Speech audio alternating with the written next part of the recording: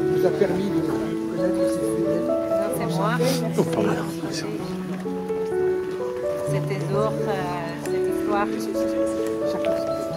Oui, c'est ça, c'est ça. Le vôtre est très, très...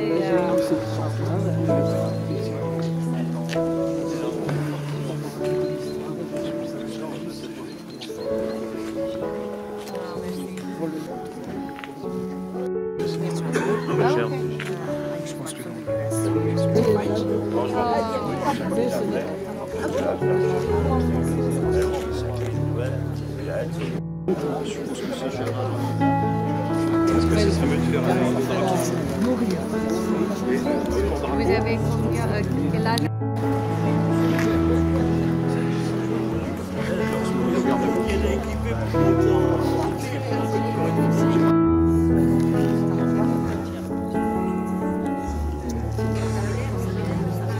C'est là où ça ne marche pas quand tu sais le temps. Ah oui, le parc.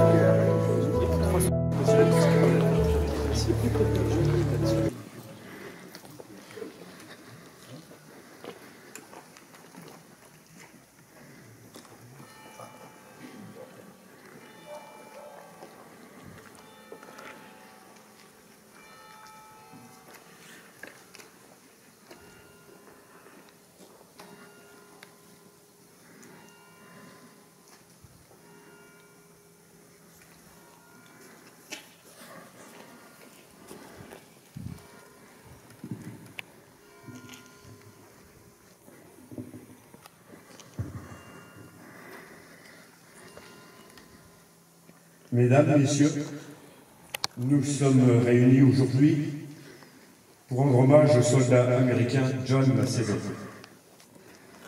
Un jeune homme né en 1923, près de Bedford, dans le Massachusetts, un État de l'Est des États-Unis, et qui perdra la vie sur les hauteurs de notre village le 1er novembre 1944. Ce GI, d'origine portugaise, est un patriote qui s'engage dans l'US Army le 26 juin 1942. Il est affecté dans un régiment du génie, le 36e Engineer Combat Group.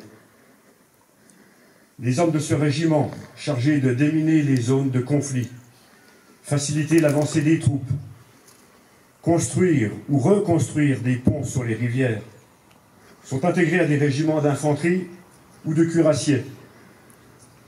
Ils sont en première ligne sur tous les fronts.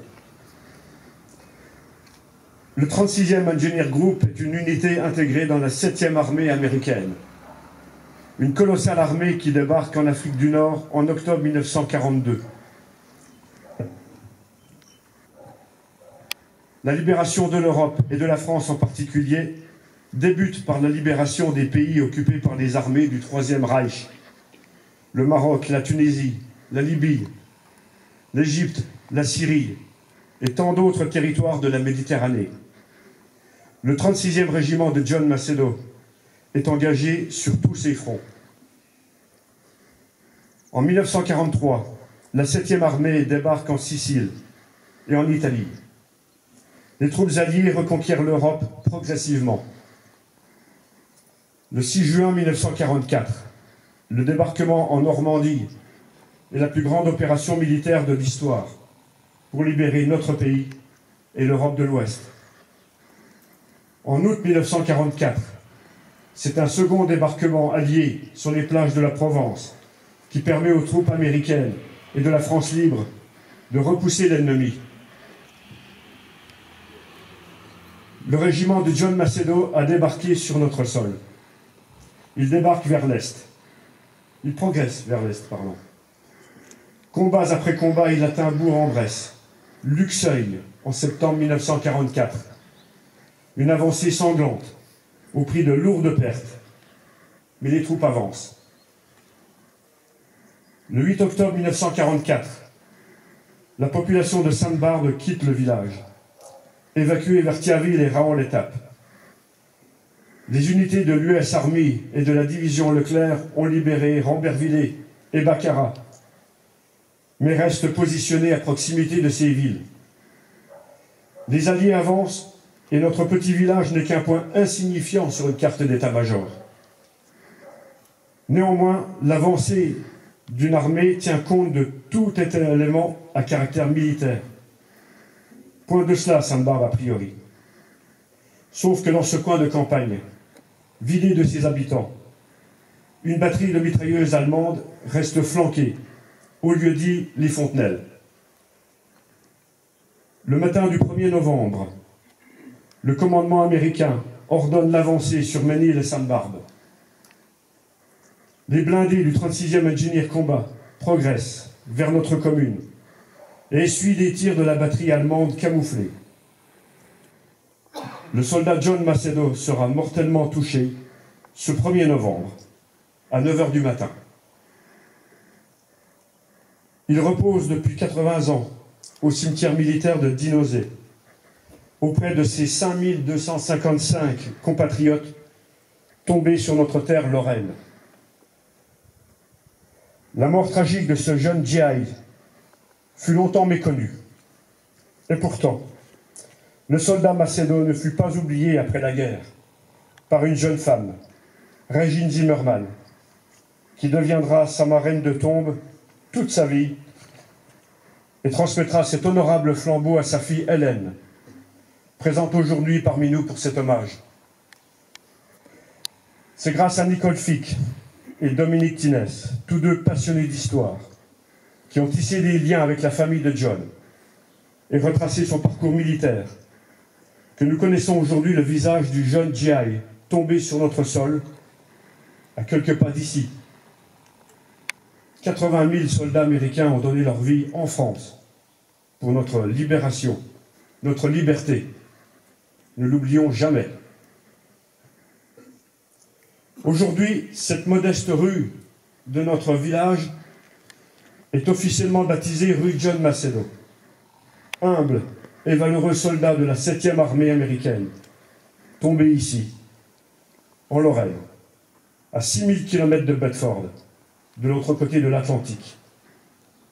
Fauché à 21 ans, en laissant dans la peine sa famille et sa jeune fiancée, qui honorera sa mémoire toute sa vie.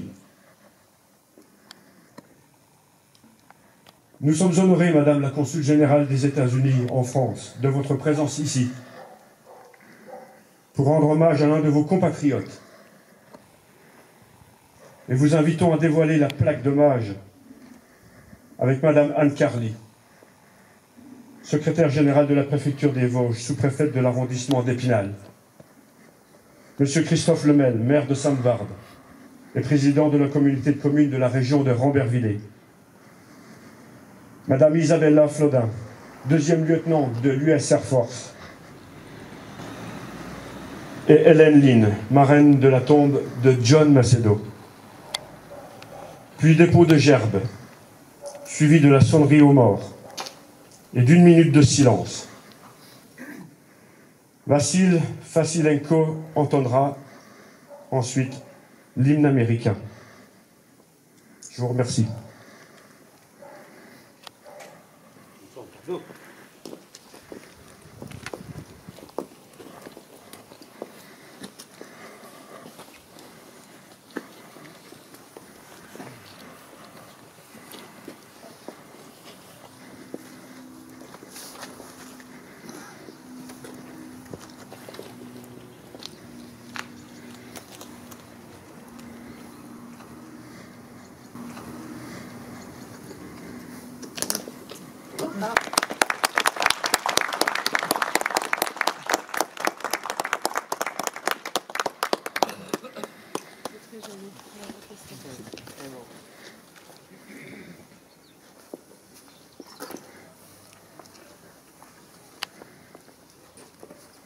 Dépôt de gerbe.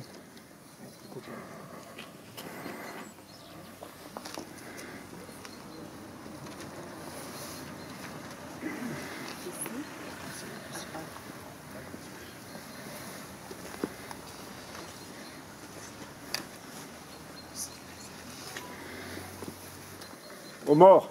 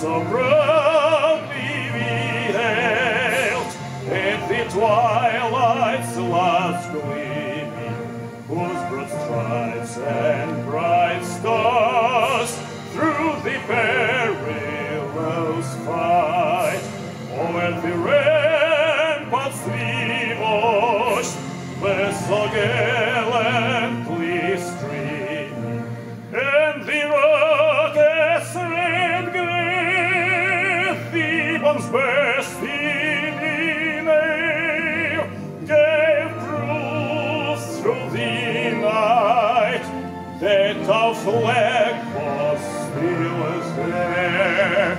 Oh, say does that star-spangled banner yet wave over the land of the free and the home of the